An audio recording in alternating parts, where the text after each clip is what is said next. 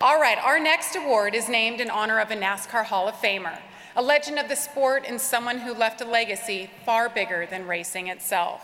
To present the Wendell Scott Trailblazer Award, please welcome NASCAR Director of Multicultural Development, Don Harris.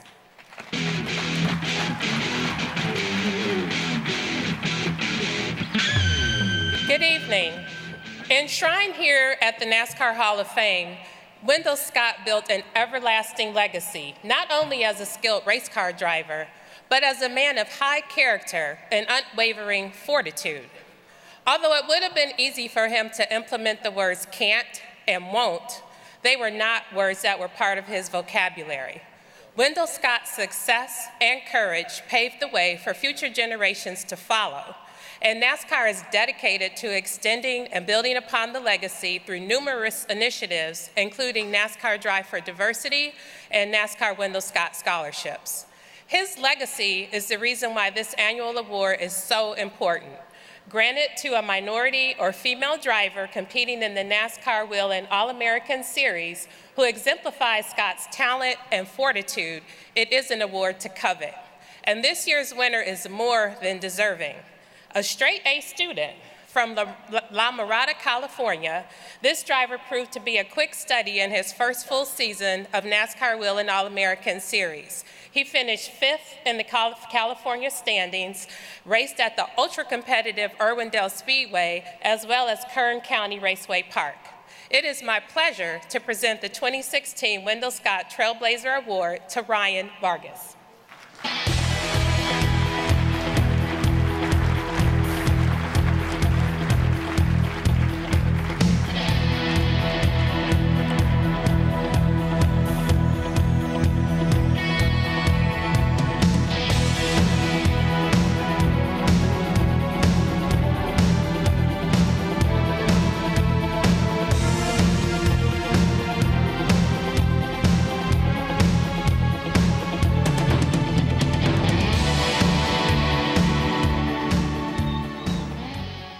I don't know about you guys, but that was a beautiful trophy right there.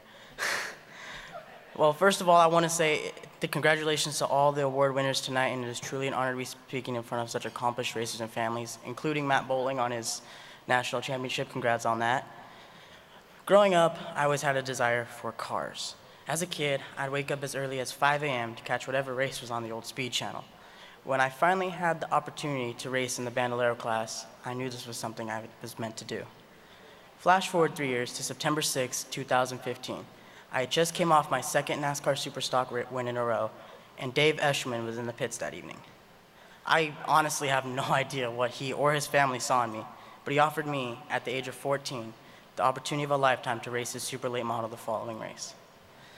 But to me, this was a lot more special, because that car that I was going to race was the number 11 Batmobile.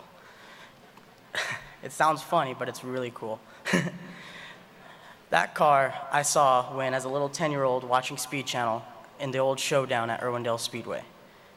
That one race deal transpired into a season-long ride, as I was able to race in cars I never dreamed I'd be able to race.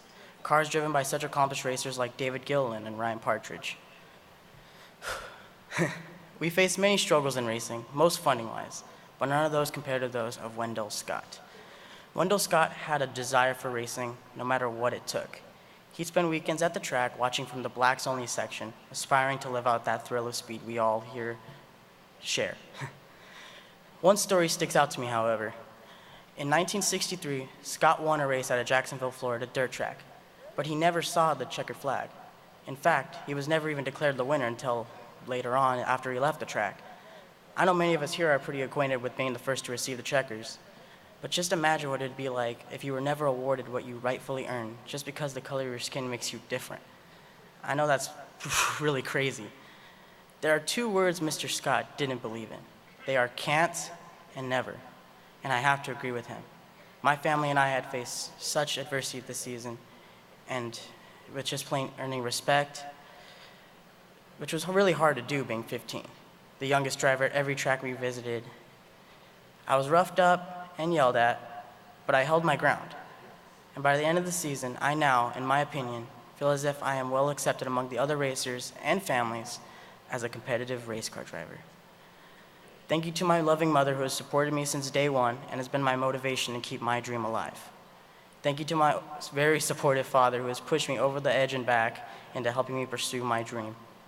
Thank you to my grandparents, Bev, Dawn, Paula, and Walt, for being my first sponsors and putting up with my endless stories about racing. Thank you to my friends, both at home watching right now, and my friends at the racetrack for keeping me in their thoughts every race weekend.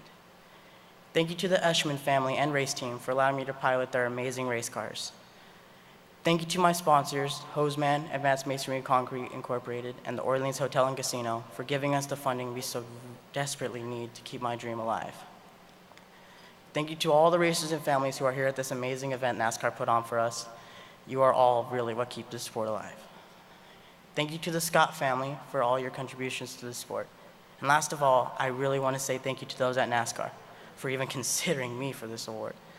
You're really making that little 10-year-old speed channel watching kid's dream become a reality here tonight. Thank you.